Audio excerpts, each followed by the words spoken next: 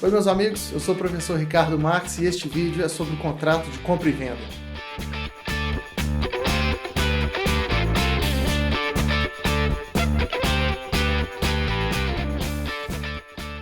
Olá, meus amigos.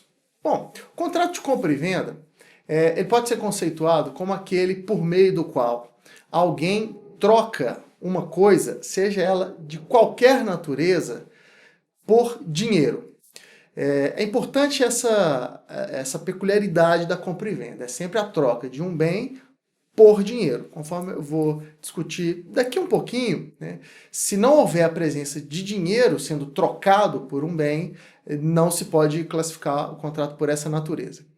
Bom, esse é o contrato, apesar de ter um conceito simples, né, um conceito pouco restritivo, com poucas ressalvas, esse é o contrato mais importante dentre os contratos típicos do Código Civil. Sob o ponto de vista de número de celebração, sem dúvida alguma, o contrato mais celebrado dentre todos os que são tipificados no Brasil é o contrato de compra e venda. A gente pode pensar em vários contratos aqui, por exemplo, de locação de imóveis. Muita gente nunca celebrou um contrato de locação de imóvel na vida, ou celebrou um, ou celebrou dois. Contrato de mandato, muita gente também não celebrou poucas vezes. Agora, o contrato de compra e venda, uma criança já celebrou várias vezes na sua vida, né? A pessoa, mesmo uma pessoa de pouca idade, já comprou doce na padaria, já comprou figurinha, já comprou brinquedo, ou seja, ao longo de um mesmo dia, é possível, provável e comum que a gente celebre o contrato de compra e venda em algumas oportunidades, né? Imaginem ao longo do ano, ao longo da vida inteira. Então, de fato, mais relevante, e não à toa, é aquele que vai receber do Código Civil, pelo menos do Código Civil, o tratamento mais detalhado, o tratamento mais cuidadoso, o tratamento jurídico, claro, né? Muito bem, antes até de eu explicar a questão ali da troca por dinheiro, é importante fazer uma ressalva inicial aqui sobre a compra e venda. Aqueles que já têm formação jurídica, que estão me assistindo, ou que já estão um pouco mais avançado no curso, já tem isso muito claro, mas não custa reforçar. E aqueles que ainda estão iniciando os estudos jurídicos, ou eventualmente nem estuda direito, está estudando alguma outra disciplina, ou mesmo está assistindo esse vídeo aqui por uma questão profissional, uma questão pessoal, talvez não saiba disso, é relevante pontuar que no sistema jurídico brasileiro, o contrato de compra e venda em si não implica em transferência de propriedade. O contrato de compra e venda no Brasil não é o meio de alienação, ou pelo menos o ato de alienação de propriedade. Desculpa, né? O instrumento, sim, você usa a compra e venda para ter a propriedade transferida para você, mas não é ele que efetivamente acarreta essa transferência. Há alguns países em que basta a celebração de uma compra e venda, de um contrato dessa natureza, para que o comprador já se torne um novo proprietário. A prova de propriedade nesses países se dá pela exibição, por exemplo, de um contrato de compra e venda. No Brasil, o contrato de compra e venda gera efeitos apenas obrigacionais, não gera efeitos reais, ele não lida com a propriedade em si.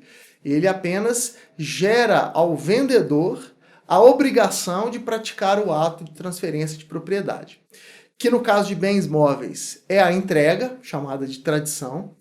É quando um bem imóvel é entregue ao comprador que ali se opera a transferência de propriedade. E no caso dos bens imóveis, é o registro do documento pertinente no órgão público também pertinente. O contrato, então, repetindo, ele apenas gera ao comprador o direito de exigir do vendedor este ato de transferência de propriedade, seja a entrega, seja o registro. Bom, a classificação do contrato de compra e venda é, em certa medida, uma classificação tranquila, porque a compra e venda é muito conhecida, todo mundo já que está assistindo esse vídeo já celebrou algum contrato de compra e venda em algum momento da sua vida, então é fácil visualizar a dinâmica da compra e venda. Mas, por outro lado, há algumas características desse contrato que são bastante oscilantes. Há determinadas características que tornam a classificação a partir daquele critério específico um pouco complicada. Mas vamos lá, vamos categoria por categoria e aí eu faço os comentários quando for pertinente. Inicialmente, acerca da tipicidade. É um contrato regido em detalhes pela lei, o que o tornaria típico? Ou é um contrato que não tem uma previsão detalhada em nenhuma norma e aí ele seria então atípico, quer dizer, regido apenas pelos princípios gerais dos contratos? Eu disse agora há pouco que o contrato de compra e venda tem uma regulação bastante detalhada no Código Civil, ou seja, ele é um contrato típico, sem dúvida alguma. Lembrando, né, para aqueles que não têm formação jurídica, que o termo típico no direito não tem o mesmo significado que ele existe na linguagem coloquial. Na linguagem coloquial, a gente usa o adjetivo típico para se referir a algo que é comum. No direito contratual, a gente vai classificar como típico um contrato regulado em detalhes pela lei. Vejam que o significado é bastante diferente. Bom, do ponto de vista das obrigações que são criadas, contrato de compra e venda é essencialmente contrato bilateral. Ele gera obrigações tanto para o vendedor, que é o de praticar o ato de transferência da propriedade, e gera obrigações para o comprador, que é entregar o dinheiro prometido ao vendedor. É um contrato informal, e aí a gente já começa a ter uma certa oscilação, porque existem, em algumas situações, contratos de compra e venda que precisam ser feitos de maneira formal, precisam atender alguma formalidade colocada em lei. Mas a gente diz que, como regra, a compra e venda é informal porque o volume de contratos de compra e venda que não precisam seguir nenhuma formalidade é gigantescamente maior do que aqueles que requerem alguma formalidade.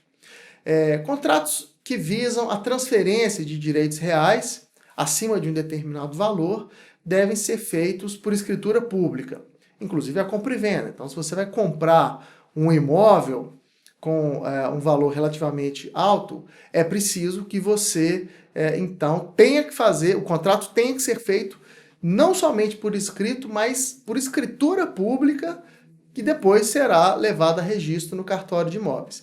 Então, há situações em que a lei vai exigir um contrato de compra e venda formal. Agora, na grande maioria das situações que a gente vai comprar alguma coisa ou vender, a gente recai na regra básica de informalidade. Então, se você vai vender um bem móvel, por exemplo, você vai vender um computador, você vai vender o seu carro, você vai vender uma roupa usada, você vai vender o seu livro usado, tudo isso, né, todos esses bens móveis, eles podem ser vendidos por um contrato meramente verbal, por um contrato, às vezes, que sequer foi celebrado por declarações de vontade orais. Às vezes as pessoas simplesmente fizeram algum gestual, adotaram alguma conduta que deixou claro o interesse de comprar e de vender, né? A pessoa vai à lanchonete, por exemplo, às vezes ela simplesmente aponta o que ela deseja, ali o vendedor já fala quanto é, a pessoa já paga, ela vai embora, quer dizer, em segundos, em minutos, foi celebrada uma compra e venda com pouquíssima informação efetivamente sendo trocada oralmente. E, obviamente, isso tudo é possível. O direito brasileiro vai permitir esse alto grau de informalidade na compra e venda. Inclusive, é isso, né, a possibilidade desse contrato ser feito informalmente, na imensa maioria das vezes, é que vai torná-lo tão comum assim, vai fazer com que ele seja praticado tantas vezes ao longo da nossa vida. O contrato de compra e venda também é um contrato consensual. Isso significa que ele nasce, para que ele surja, do ponto de vista jurídico, já comece a gerar efeitos, basta que haja o consenso ali entre vendedor e comprador, né? O comprador ou o vendedor, um faz a proposta para o outro, que essa proposta é aceita, com isso configura-se o acordo de vontades, já nasce o contrato de compra e venda. Se for uma das situações em que a lei requer uma formalidade, essa troca de oferta e proposta e o acordo de vontades precisa ser levado a escrito ou por escritura pública, mas nos demais casos, basta que isso tenha sido deixado claro por uma das partes, vendedor ou comprador, e o outro tenha deixado claro a concordância com a oferta ali de compra e venda, que já se configura um acordo de vontades, ainda que as partes tenham ali muito informalmente, muito implicitamente trocado as informações ali, deixado claro para o outro a sua intenção, e ali já terá surgido um contrato de compra e venda. A entrega do bem propriamente dito não é requisito para que nasça o contrato de compra e venda. Pelo contrário, a obrigação de entregar o bem ao comprador já é uma obrigação gerada pelo contrato que nasceu no acordo de vontades. Por isso, então, ele é classificado como um contrato consensual, né? Ele não depende de que um bem seja disponibilizado a outra pessoa para surgir enquanto contrato. Isso o classificaria como contrato real. Mas na verdade não, ele é meramente consensual, ele nasce com o consenso, ali as obrigações nascem, inclusive a obrigação do vendedor de entregar o bem ao comprador. Do ponto de vista das vantagens ali oferecidas, o contrato de compra e venda é um contrato oneroso, ele gera vantagens para ambas as partes. Tanto o comprador, ele tem o seu interesse atendido na compra e venda, porque ele recebe o bem que ele desejava ser dono. O vendedor também tem o seu interesse atendido, porque ele recebe o dinheiro que ele queria ter em troca daquele bem que ele vendeu. Então, há vantagens recíprocas, o que faz com que ele seja caracterizado dessa forma.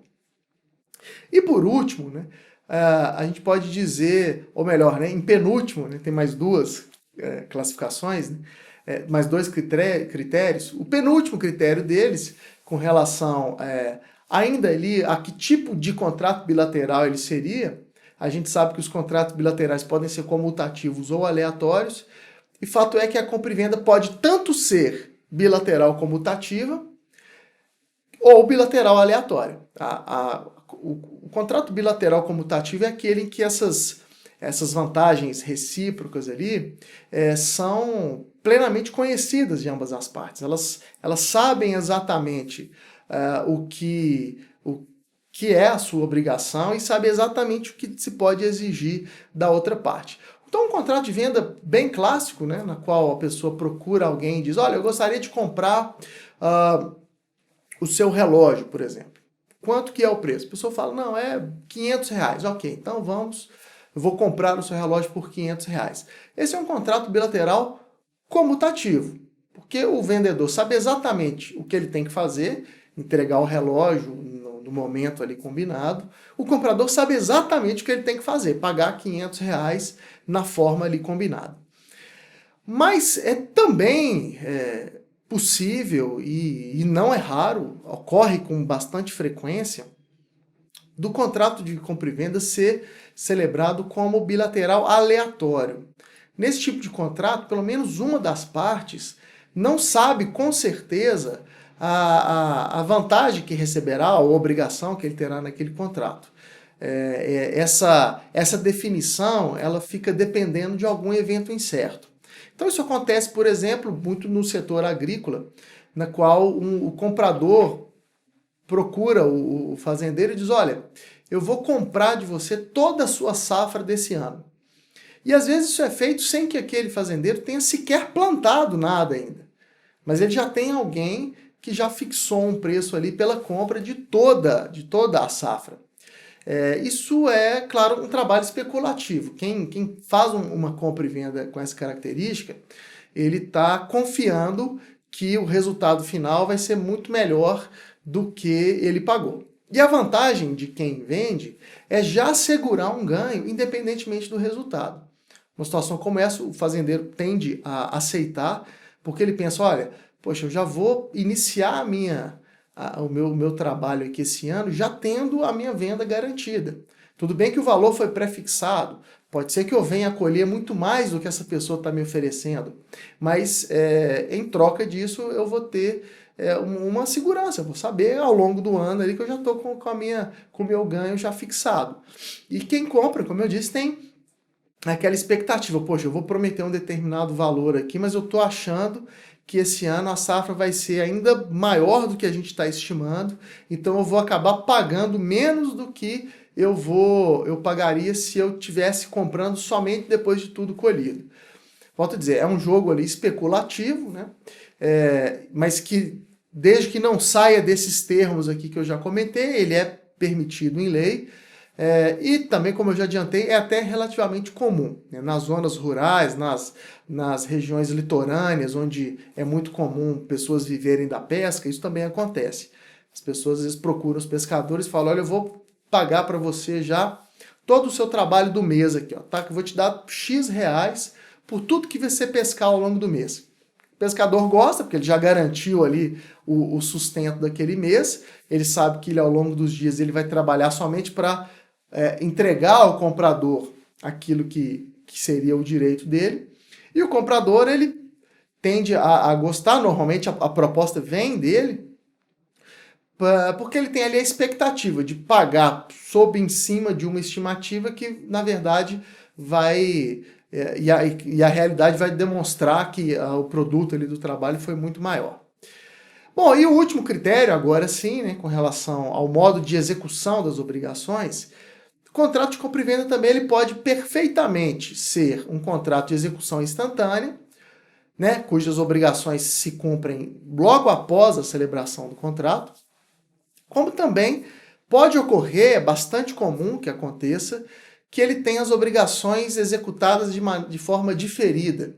Significa, então, que as obrigações vão ser cumpridas ao longo do tempo, depois de um tempo da celebração. Aqui é igualmente provável, é igualmente comum. A gente vê pessoas celebrando compras e vendas com pagamento imediato, entrega imediata. Eu citei que a compra e venda ocorre em situações das mais coloquiais da vida, quando você compra um doce, quando você compra um lanche na lanchonete, e aí as obrigações são cumpridas de forma instantânea. Mas também a gente vê contratos que prevêem aí pagamentos distribuídos ao longo de vários meses. A gente vê, às vezes, o vendedor se comprometendo a entregar o bem também a partir de vários meses, né? Às vezes tem compradores que vendem um imóvel que ainda está em construção e ela se obriga a atender um determinado cronograma. Em tal data eu vou entregar isso aqui, na outra data eu vou entregar aquele outro pedaço do imóvel e assim por diante. As duas situações são igualmente possíveis. Bom, ainda examinando a estrutura do contrato de compra e venda, né? Já vimos o conceito, já vimos ali a maneira como ele pode ser classificado. Cumpre a gente examinar agora os seus elementos constitutivos. Quando se analisa os elementos constitutivos de um contrato, a gente segue mais ou menos aquela linha de raciocínio ali dos planos de existência, de validade, de eficácia, né? A gente nota que aquele estudo dos negócios jurídicos a partir desses 3 planos é um estudo que gira em torno ali da figura dos agentes, do objeto do contrato e da forma e inclusive do convencimento, da vontade das partes. Primeiro se analisa se eles existem, em segundo lugar analisam se eles não possuem nenhum vício e assim por diante. Quando a gente vai verificar ali os elementos constitutivos de um contrato, como da compra e venda, a gente também vai examinar aquilo ali, as partes, o consentimento, o objeto e assim por diante. No que toca ao consentimento, não há maiores exigências ali para compra e venda ali. A gente sabe que em alguns contratos determinadas pessoas não podem praticar, como por exemplo contrato de doação, os absolutamente incapazes não podem doar. Não há essa possibilidade, por restrição legal. Mas na compra e venda isso não existe. Desde que a parte seja capaz, ou se ela é incapaz e está assistida ou devidamente representada, ela pode tanto comprar quanto vender. O que existem são regras adicionais, não seriam limitações, não seriam proibições, mas situações que a doutrina inclusive chama de regras de legitimidade. São pessoas que estão em alguma situação pontual que para poder vender ou para poder comprar precisam de uma autorização de alguém. Elas podem, mas elas vão precisar de uma autorização adicional. Mas isso a gente vai examinar adiante. Por enquanto, basta saber que do ponto de vista do consentimento não há nenhum tipo de restrição.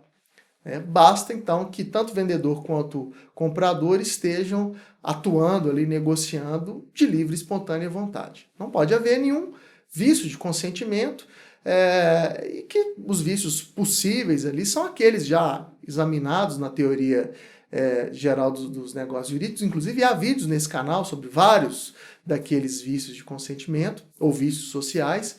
E caso ocorra na compra e venda, as consequências vão ser aquelas também já vistas na teoria geral do negócio jurídico. Bom, agora com relação à coisa, aí já há algumas peculiaridades, né? Quer dizer, com relação ao objeto do contrato, aquilo que está sendo trocado por dinheiro. Bom, fato é que qualquer coisa, né, de fato, independentemente da sua natureza, é passível de ser comprada ou vendida. A única restrição, obviamente, são aqueles bens que são inalienáveis. Então, não se pode vender um direito de personalidade, né? Não se pode vender a vida, não se pode vender um órgão do corpo humano, não se pode vender a honra, não se pode vender os bens públicos que estão fora do comércio. Então, obviamente, aqueles bens de natureza inalienável não podem ser vendidos. Mas não há restrição com relação ao tipo de coisa. Tanto bens corpóreos ou incorpóreos podem ser objeto de compra e venda, fungíveis ou infungíveis, móveis ou imóveis e assim por diante. A gente sabe que em alguns contratos, né, há alguma restrição. Determinado contrato só admite bens fungíveis, determinado contrato só para bens imóveis. Não é o caso da compra e venda.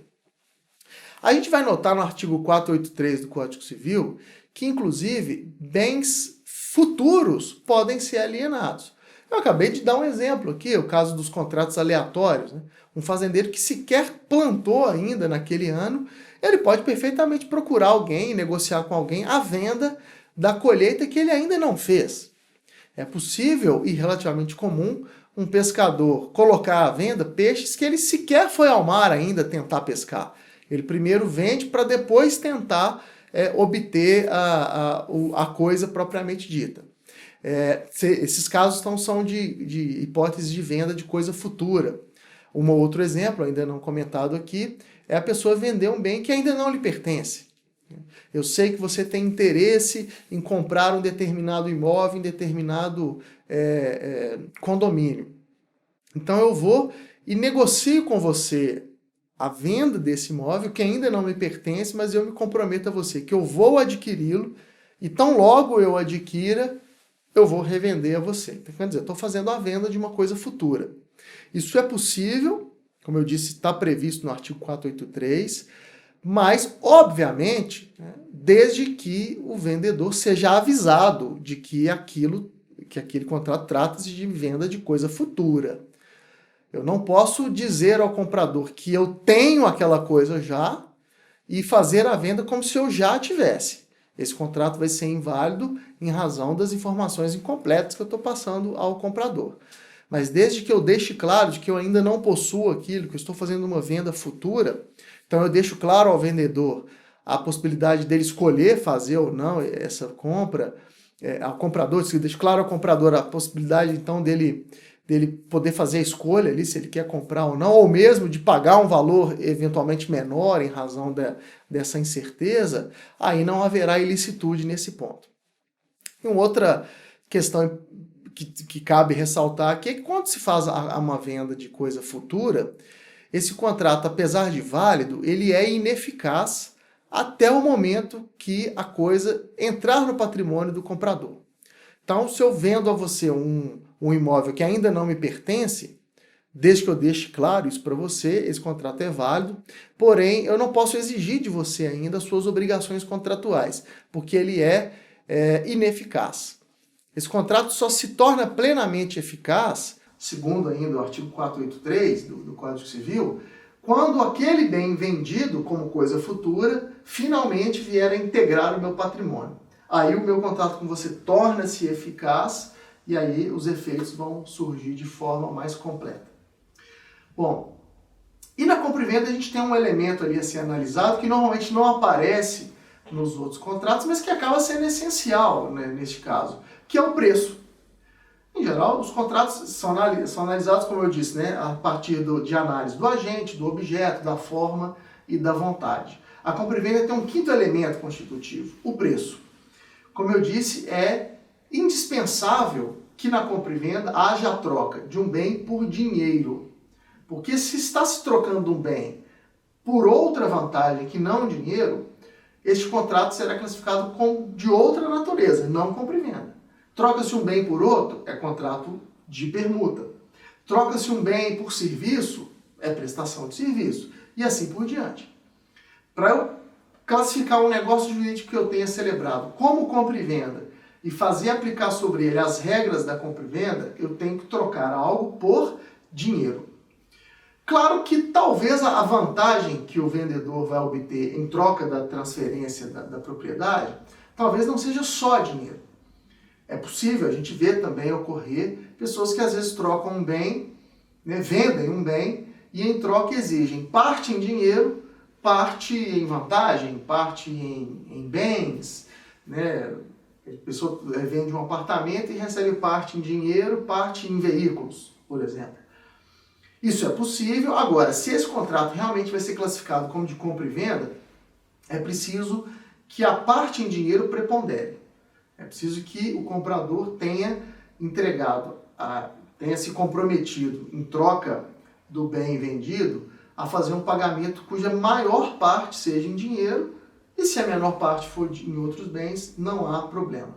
Agora, se ficar verificado que a maior parte do pagamento foi em outros bens, e o dinheiro foi apenas uma minoria, nós vamos classificar esse contrato como de permuta ou de outra natureza, a depender de que tipo de bem ou interesse foi oferecido em troca.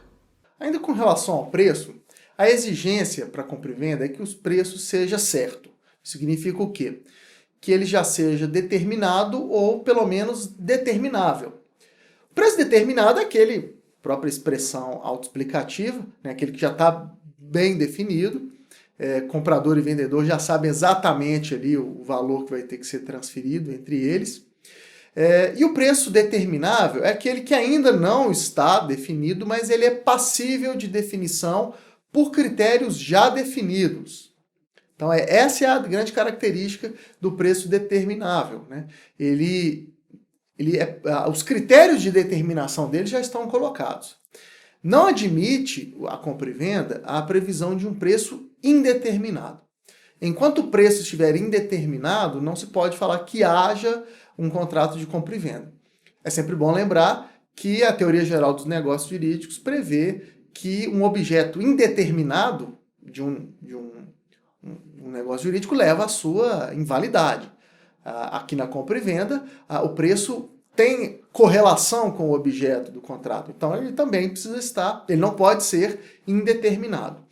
Mas se naquele momento ali, comprador e vendedor ainda não tem condições de estabelecer, de fixar em detalhes o preço, eles podem então deixar a definição do valor de lado e se dedicar então a estabelecer os critérios que levarão à sua determinação. Aí não há problema.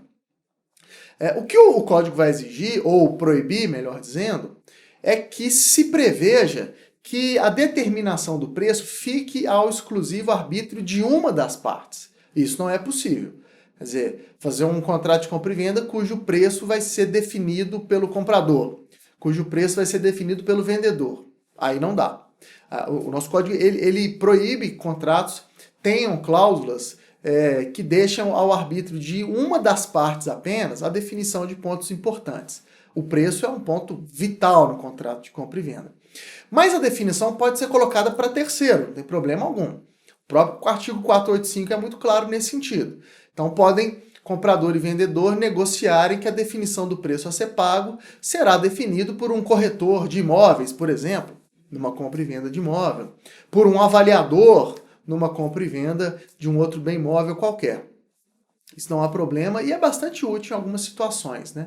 Eu quero comprar um bem, o vendedor não sabe ainda qual o valor, ele está em dúvida, eu não quero perder aquela compra, aquele bem é importante para mim, então eu já digo, olha, o vendedor, vamos fechar o contrato, você não sabe o preço? Então, olha, indica aí, escolhe um avaliador e a gente fecha aqui que eu vou te pagar o preço que o seu avaliador, o nosso avaliador, indicar. Né? E aí, beleza, eu consigo, eu fecho a compra, eu garanto a aquisição do bem e a definição de preço vai ser feita por alguém que o vendedor confie. Né? É um exemplo de uma situação que isso pode acontecer. Mas também o código vai estabelecer entre os artigos 486 e 487 que a definição do preço pode ocorrer também por bolsa ou mercado. O exemplo mais evidente aí são de compra e venda de valores mobiliários, ações, por exemplo. Você vai comprar ação e aí o vendedor estabelece, não, eu vou te vender pelo preço da cotação de tal dia. Vou te vender tantas ações que eu tenho de determinada sociedade anônima, o preço a pagar é o da cotação no final do dia 25 de agosto, por exemplo. Definindo-se a definição, a estipulação do preço para um índice de uma bolsa ou mercado. A gente ouve falar também no campo agrícola, né? A arroba do boi gordo hoje fechou a tantos valores. É um outro exemplo, né? Compra e venda de gado, às vezes se estabelece a partir, vou te pagar tantas arrobas e a preço é arroba do boi gordo de São Paulo na cotação de tal dia. Beleza, chegou tal dia, você pega a cotação, multiplica pelos critérios, define-se o preço. Era um preço no momento do contrato determinável, ele não estava determinado ainda, mas você examina o contrato, você vê exatamente ali as condições de fixação do preço. Tanto que em determinada data, aquilo se concretiza, o comprador sabe quanto tem que pagar. E o código também vai dizer da possibilidade de o preço da compra e venda ser definido por outros índices ou outros parâmetros escolhidos pelas partes. Que aí elas podem determinar ali também um outro critério, que não exatamente uma cotação em bolsa ou no mercado específico. Então, vai definir ali, por exemplo, que o preço a ser pago será tantos dólares na cotação de tal dia. A esse respeito, só cabe apenas um esclarecimento, né? Normalmente, quando eu trago essa informação, alguns alunos dizem, professor, mas não pode ter contrato em dólar. Na verdade, não é bem assim. O que se proíbe é o pagamento de obrigações em dinheiro que não seja em real. Toda obrigação pecuniária, ela deve ser saldada aqui dentro do Brasil em real. É o chamado curso forçado do real. Isso por questões de cunho econômico, né? Se você permite que as obrigações comecem a ser pagas em dólar, em ouro, em diamante, isso desvaloriza a moeda, pode trazer sérios problemas à economia. Então, a legislação que cuida do real, né, que estabeleceu o real como moeda brasileira e os seus parâmetros ali de funcionamento e tal, estabeleceu ali o curso forçado do real, estabelecendo também que qualquer obrigação cujo cumprimento seja previsto, obrigação pecuniária, claro, né? Qualquer obrigação em dinheiro cujo cumprimento esteja previsto para ser feito não em real, mas por outra moeda ou outro valor que possa substituí-la, como ouro, diamante e tal, deve ser considerada nula. Então é isso que o direito veda. Não há proibição para que um contrato preveja a definição do preço em dólar, por exemplo, desde que o pagamento seja em real. É perfeitamente possível, então.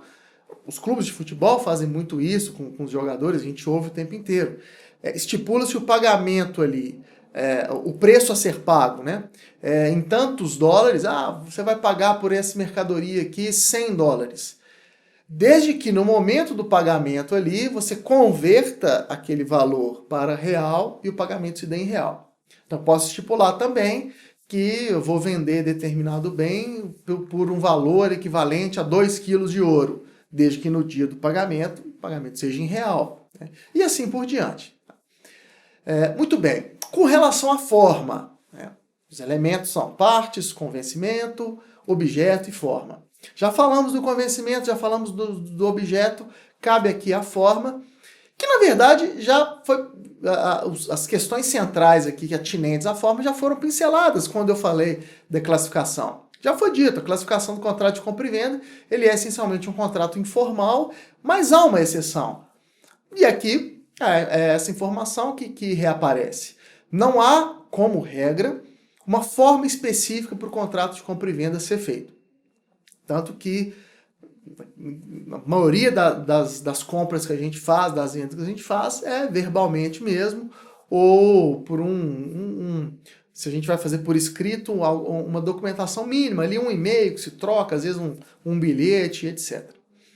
Por outro lado, né, há uma exceção, há uma situação específica na qual a lei exige que a compra e venda terá que ser feita não apenas por escrito, mas por escritura pública. Não basta fazer um documento privado ali. É preciso ir ao cartório de notas e ali contratar a elaboração de uma escritura pública de compra e venda, né, a ser elaborada ali pelo oficial do cartório, que as partes vão assinar ali naquele local.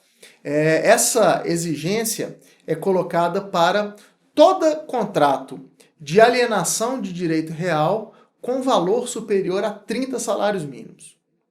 Você quer adquirir a propriedade de um bem imóvel, né? A compra e venda tem esse efeito, ela serve para isso, para aquisição de propriedade. Propriedade é um direito real. Quem está te transferindo a propriedade está alienando um direito real. Então a gente entra, a metade desse requisito aí, dessa exceção foi contemplado, basta ver a questão do preço. O imóvel que está sendo comprado, o valor dele é superior a 30 salários mínimos, a escritura pública é requisito de validade.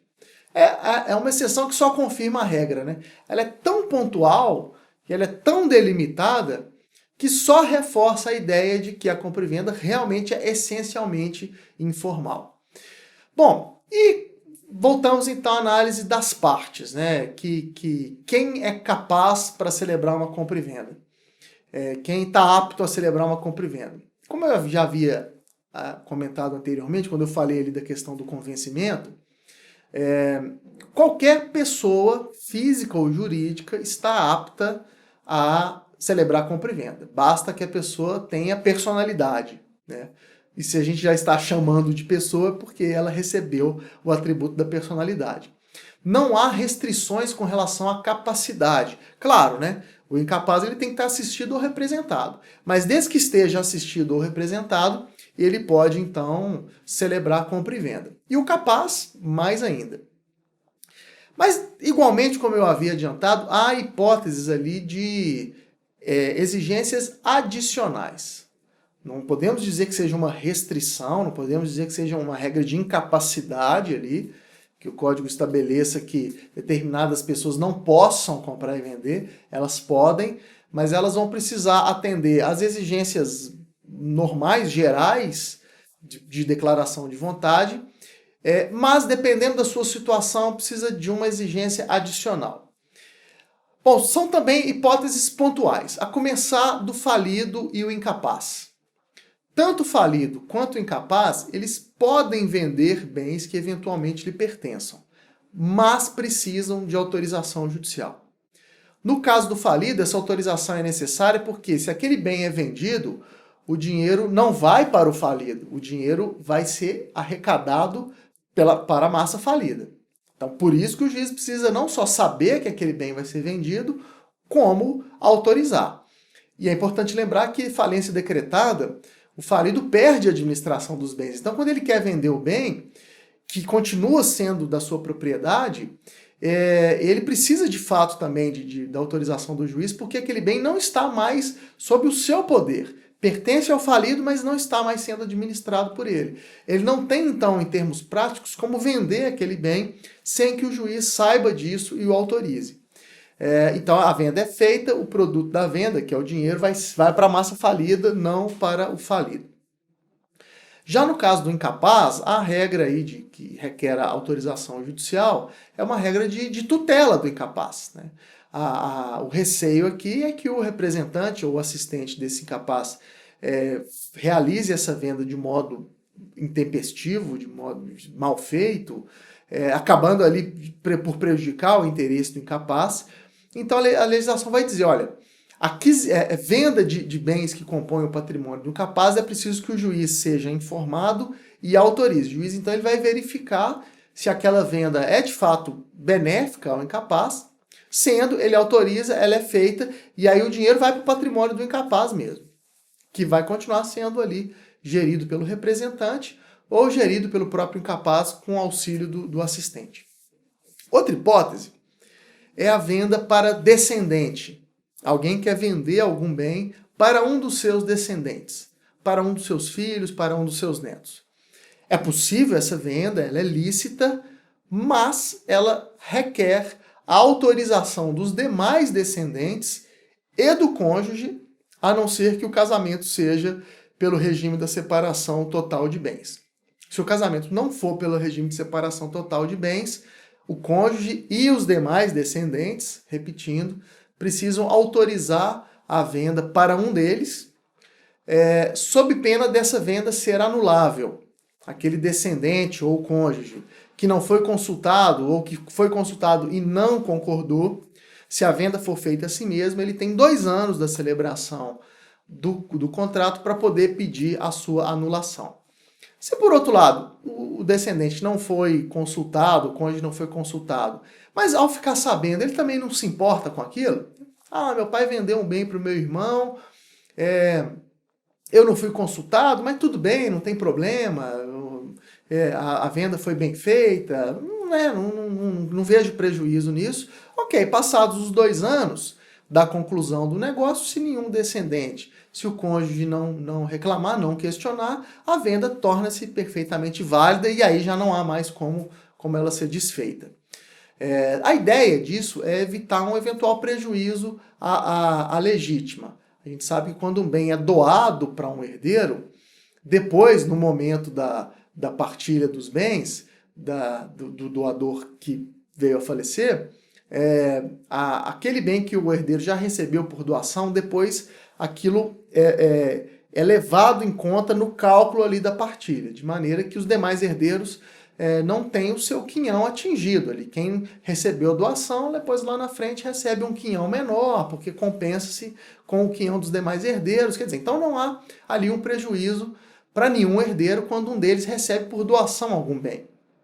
Agora, até para evitar que alguém queira prejudicar algum herdeiro, e ao invés então de fazer a doação, já que pela doação não há como favorecer um herdeiro em especial, pode ser que alguém quisesse usar o caminho da venda, né? Então eu não vou doar, eu vou vender para um dos meus herdeiros, eu vendo por um preço bem baixo, que aí depois, na hora da partilha, ele não precisa levar aquele bem de novo ali para o cálculo, né? Ele vai acabar ficando com um volume maior de patrimônio.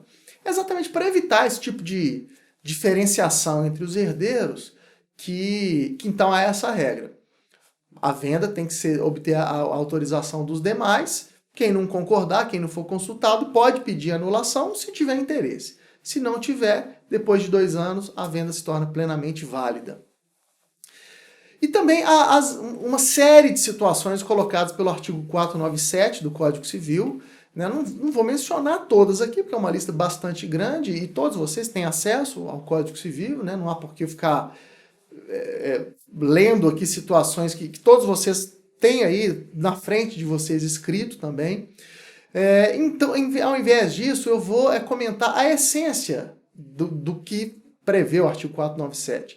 Por que naquelas situações a legislação impede que aquelas pessoas adquiram aqueles bens?